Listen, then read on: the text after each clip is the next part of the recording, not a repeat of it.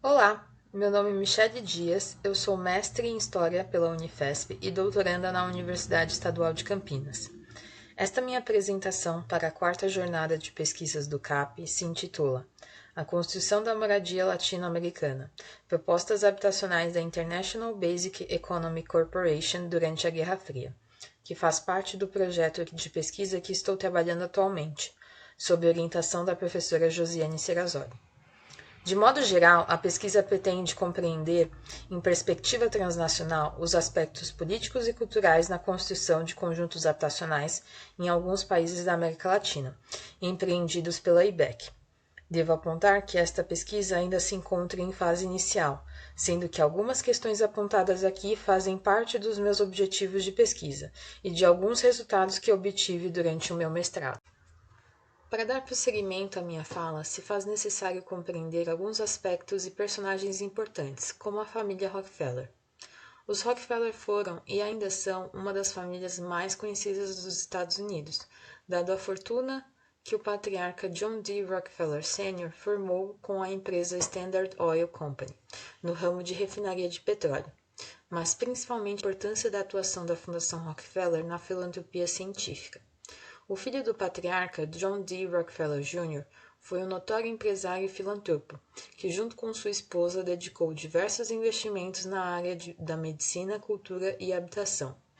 John D. Jr. teve 6 filhos, sendo que um dos mais conhecidos, Nelson Rockefeller, que está nessa foto, ganhou destaque ao atuar no setor privado e na política, principalmente durante a Segunda Guerra Mundial, quando foi coordenador das atividades interamericanas, atuando principalmente na América Latina.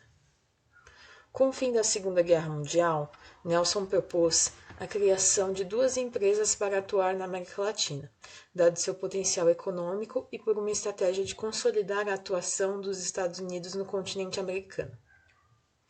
Deste modo, foi criada a American International Association, com o propósito filantrópico de promover um melhor padrão de vida.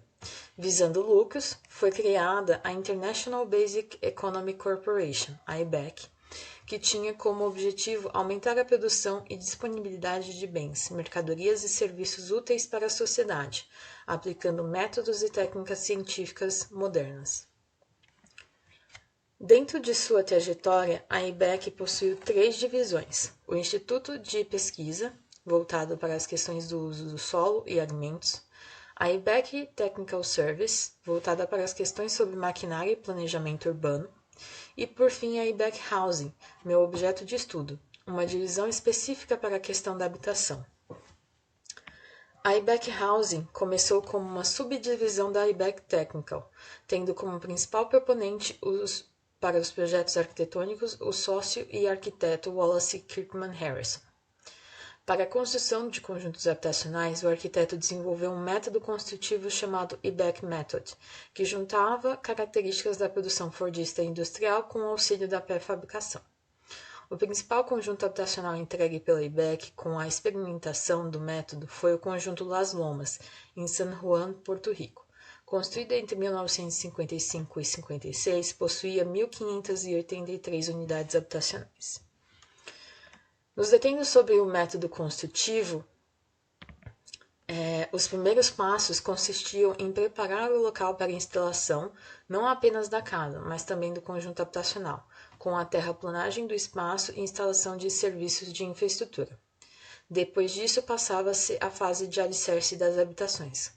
Concretava-se em loco lajes de concreto, usando formas metálicas que serviam como contrapiso da moradia, como está apontado nessa foto. Em seguida, passava-se à construção das paredes, erguidas com a ajuda de uma forma especial. A estrutura desenvolvida por Harrison era feita de madeira, com encaixes metálicos e colocada no local exato, com auxílio de um guindaste.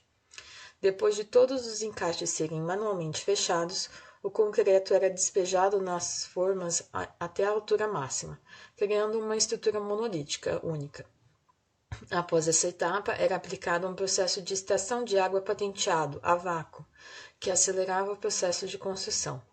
Algumas horas depois dessa etapa, a estrutura era solta manualmente pelos operários e um guindaste a retirava para ser colocada na próxima casa, para a repetição do mesmo processo.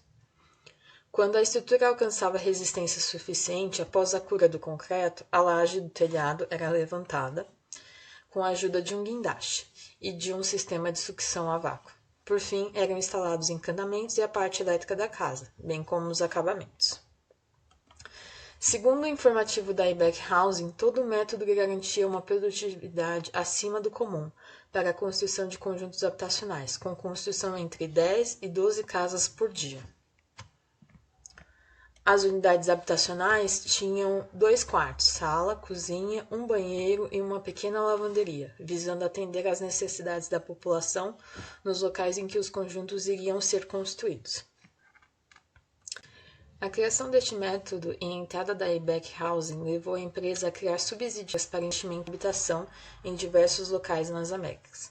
Neste mapa, podemos ver alguns locais encontrados durante a pesquisa em que a IBEC possuía investimentos em habitação ou a efetiva construção de conjuntos, como nos Estados Unidos, México, El Salvador, Porto Rico, como já mencionado, Ilhas Virgens, Panamá, Peru, Chile, Argentina, Venezuela e Brasil, mais especificamente na cidade de São José dos Campos, no estado de São Paulo.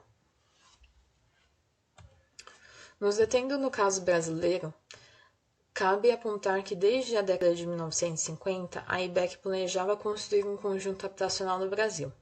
Foram realizadas diversas discussões sobre um conjunto na cidade de Guarulhos, mais tardiamente na cidade de São Paulo, em uma área entre as rodovias Bandeirantes e Anhanguera, mas apenas na década de 70 chegou a proposta definitiva de ser um conjunto em São José, uma cidade de caráter industrial que necessitava de moradia dada a instalação de grandes indústrias multinacionais. Cabe, por fim, apontar que a construção de um conjunto no Vale do Paraíba Paulista foi de método tradicional, como revelam os registros da empresa apontados aqui.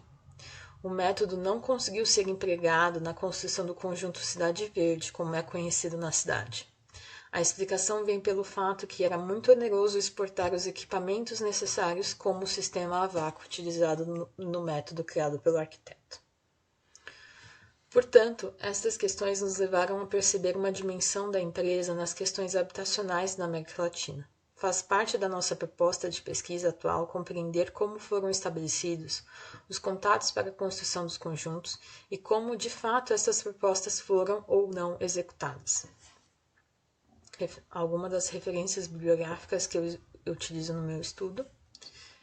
Por fim, eu gostaria de agradecer pela atenção e disponibilizo aqui o meu e-mail caso alguém tenha interesse. Muito obrigada!